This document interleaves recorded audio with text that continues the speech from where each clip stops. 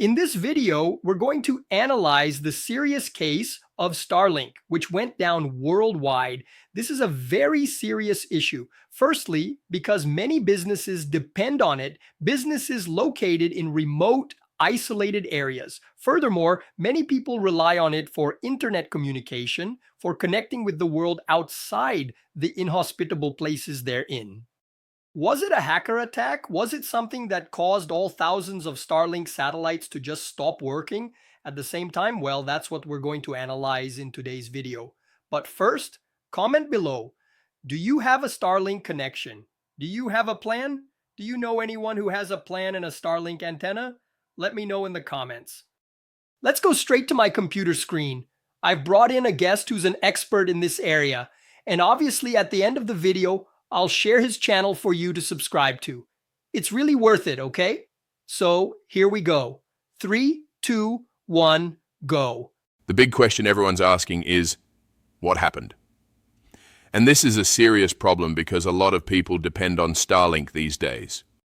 For something to go offline in this manner is very strange, right? When you stop to think about it, what happened? The satellites went offline, but all of them malfunctioned at the same time. The ground stations, there are several stations that connect to the normal internet on Earth, all of them going offline at the same time, right? What could have caused such a widespread problem for Starlink? Let's understand this case here. This news was suggested by Chanda and the unconvicted prisoner and several other people. Thanks to everyone who suggested news on our website. It's at safesource.com, safesourcerc.com. And thank you for watching our video. If you like our content, please give us a like and subscribe to the channel, okay? All right. Musk's Starlink faced a major network outage today on the 24th. I'm recording this on the 24th, and this video will be published on the 25th, right? Starlink is experiencing a network outage, said Elon Musk's internet company. It wasn't really clear what happened. At the peak of the outage, there were 61,001 users reporting problems with Starlink on Down Detector.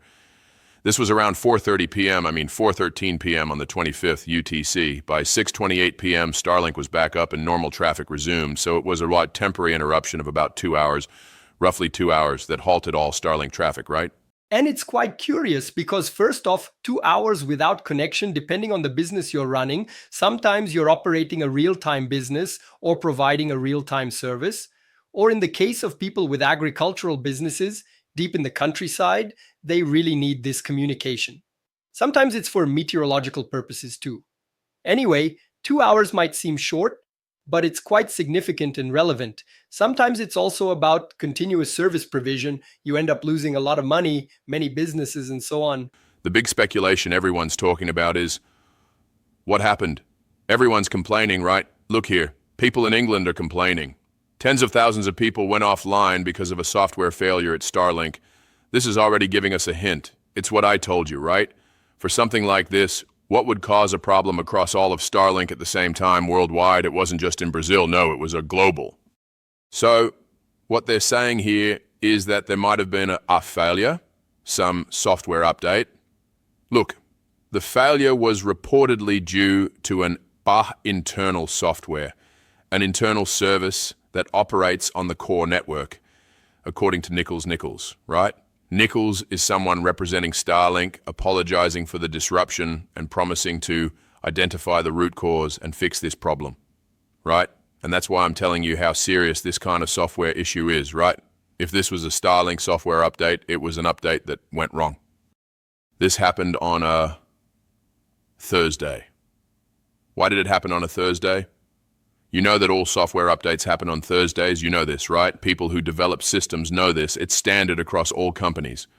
Thursday is the day to release new software versions, right? And you know why this is kind of cruel, but there's a reason for it, right? Because if the software has a problem during Friday, right? On Friday, people will be using the software and the problem will show up. If there's a problem, programmers can work all weekend to fix it and release a new version on Monday. That's exactly why it happens. If you release a software update, say, on a Friday, you run the risk of the problem not appearing. Why? Because during the weekend, very few people are using the software. In Starlink's case, I don't even know if it makes that much difference. But in banking software, e-commerce, that kind of thing, right? Typically, you have a seasonality. It's heavily used during the week and not so much on the weekend. So you run the risk of releasing defective software on Friday and only finding out about the defect on Monday. Wow, that's interesting. I didn't even know that. What I do know is that most companies perform updates overnight, because I don't know if you've experienced this, but often the system either goes down or it shows a maintenance update message. It'll say something like, from this time to that time. Usually it's from midnight to 4 a.m. or something similar, which is when you're theoretically sleeping, right? Most people are asleep, the update happens, and most people don't even notice. They go to bed, wake up, and everything's fine. In this case, Peter didn't mention the time, but he did mention the day, right? So it might have been like Thursday, 11 p.m., then the update happens overnight, and then it goes live. But in Starlink's situation, there was some sort of update problem with their own system, and that led to this period of several hours where it was down, right? It was offline for about 2 to 5 hours. As I said, that's pretty serious for a service. The internet is a continuous service, right? It just doesn't stop. And when it does stop, it causes panic, doesn't it? Now I want to hear from you. Did you experience this outage, this service interruption for 2 to 5 hours?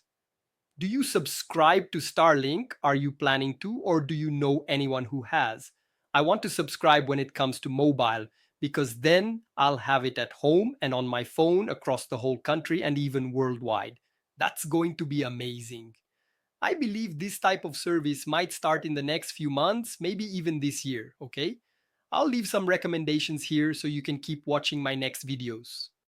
And remember, this video doesn't end now. It ends with us chatting in the comments. I just opened it up here and put out some topics for us to discuss, okay? That's it. I'll see you in the comments and in the next videos.